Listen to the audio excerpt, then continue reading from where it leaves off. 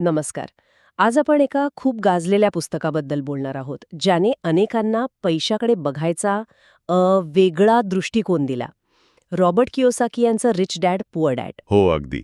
आणि या पुस्तकाचं वैशिष्ट्य म्हणजे यातल्या दोन वडिलांच्या विचारसरणीतला फरक. म्हणजे लेखकाचे स्वतःचे वडील, जे खूप शिकलेले होते पण त्यांना लेखक पुअर डॅड म्हणतात. कारण ते आर्थिक बाबतीत नेहमी संघर्ष करायचे. बरोबर. आणि दुसरीकडे त्यांच्या मित्राचे वडील, जे म्हणजे शाळेतलं शिक्षण कमी असूनही प्रचंड यशस्वी उद्योजक बनले.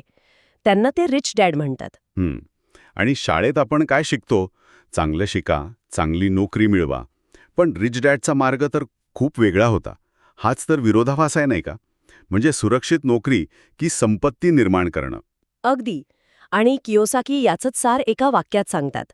श्रीमंत लोक पैशासाठी काम करत नाहीत, तर पैसा त्यांच्यासाठी काम करतो. ओके. पण हे होतं कसं? म्हणजे पैसा आपल्यासाठी कसं काम करतो? तर मालमत्ता तयार करून आणि देणी कमी करून. म्हणजे बघा, नोकरी आपल्याला पगार देते, जगवते, पण खरी आर्थिक सुरक्षा किंवा श्रीमंती मालमत्तेतून येतेय, असं त्यांचं म्हणणं आहे. हे महत्वाचं आहे. मालमत्ता आणि देणी यातला नेमका फरक काय? मालमत्ता म्हणजे जी गोष्ट आपल्या खिशात पैसे आणते, बरोबर? अगदी बरोबर. म्हणजे उदाहरणार्थ तुम्ही एखादी प्रॉपर्टी भाड्याने दिली असेल, किंवा स्टॉक्स, बॉन्ड्स ज्यात गुंतवणूक केली असेल, किंवा तुमचा स्वतःचा व्यवसाय असेल, ज्यातून नियमित उत्पन्न मिळतंय. ही झाली मालमत्ता. अच्छा. आणि देणी? देणी म्हणजे अगदी उलट. जी गोष्ट आपल्या खिशातून पैसे काढून घेते. जसं की महागड्या गाडीचं कर्ज, घराचं मोठं कर्ज, क्रेडिट कार्डची बिलं. हं. आणि कियोसाकींचा जो सगळ्यात जास्त चर्चेत आलेला विचार आहे, तो म्हणजे आपलं स्वतःचं घर. हो. ज्याला आपण सर्वात मोठी इन्व्हेस्टमेंट समजतो. अगदी. ते म्हणतात की अनेकदा आपलं घर ही आपली मालमत्ता नसते, तर ते एक मोठं देणं असतं. काय सांगताय?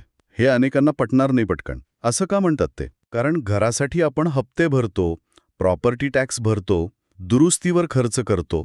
या सगळ्या गोष्टी आपल्या खिशातून पैसे बाहेर काढतात. ते उत्पन्न देत नाहीत.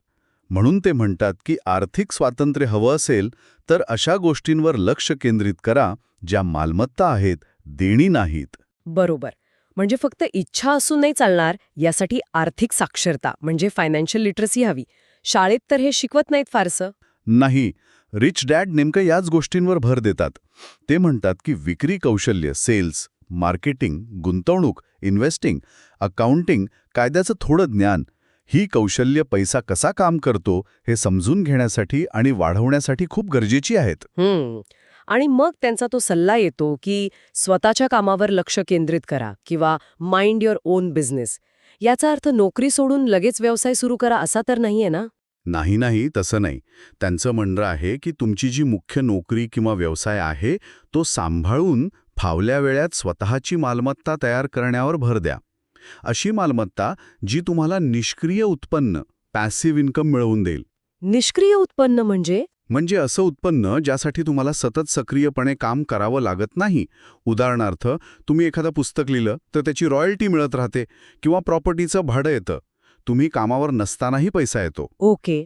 आणि याचंच पुढचं पाऊल म्हणजे पगारासाठी नाही, तर शिकण्यासाठी काम करा.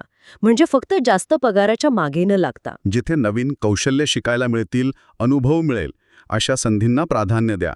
कारण आज शिकलेली कौशल्ये उद्या मालमत्ता उभी करायला मदत करतील. बरोबर.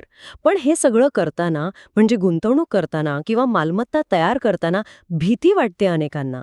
धोका पत्करायला नको वाटतो. अगदी. आणि कियोसाकी म्हणतात की या भीतीवर मात करणं गरजेचं आहे. विचारपूर्वक धोका पत्करणं शिकावं लागतं. याचा अर्थ असा नाही की डोळे झाकून कुठेही पैसे टाकावेत. अभ्यास करून, माहिती घेऊन निर्णय घ्या.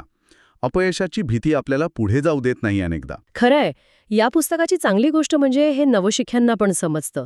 भाषा सोपी आहे आणि हे आकड्यांपेक्षा जास्त, काय म्हणतात त्याला, माइंडसेटवर भर देतं. हो, पण यावर काही टीका पण आहेत. जसं की हे पुस्तक काय करावं हे सांगतं, पण कसं करावं याच्या अगदी स्टेप बाय स्टेप सूचना देत नाही. अच्छा. म्हणजे हे हाऊ टू गाईड नाहीये तसं पाहिलं तर. बरोबर. आणि काही गुंतवणुकीचे सल्ले थोडे जास्त जोखमीचे वाटू शकतात काहींना. शिवाय काही लोक म्हणतात की पुस्तक प्रभावी वाटावं म्हणून काही गोष्टी थोड्या अतिरंजित करून सांगितल्या असतील कदाचित. हं. म्हणजे प्रत्येकालाच हे तंतोतंत लागू पडेल असं नाही, तरी पण विद्यार्थी असतील, तरुण व्यावसायिक किंवा ज्यांना नोकरीच्या रॅट रेसमधून बाहेर पडायचंय, त्यांना नक्कीच यातून काहीतरी विचार मिळतो. निश्चितच. थोडक्यात सांगायचं तर पुस्तकाचा मुख्य संदेश हाच आहे की आर्थिक शिक्षण घ्या, मालमत्ता तयार करण्यावर लक्ष केंद्रित करा आणि ती जी कर्मचारी मानसिकता असते ना, त्यातून बाहेर पडून गुंतवणूकदार किंवा व्यवसाय मालकासारखा विचार करायला शिका. अगदी. आणि जाता जाता सगळ्यांसाठी एक विचार. समजा आज आपल्याकडे मोठी गुंतवणूक करायला पैसे नसतीलही, पण तरी या गुंतवणूकदार किंवा मालक मानसिकतेच्या दिशेने विचार करण्यासाठी आज आपण कोणतं एक अगदी छोटंसं पण व्यावहारिक पाऊल उचलू शकतो.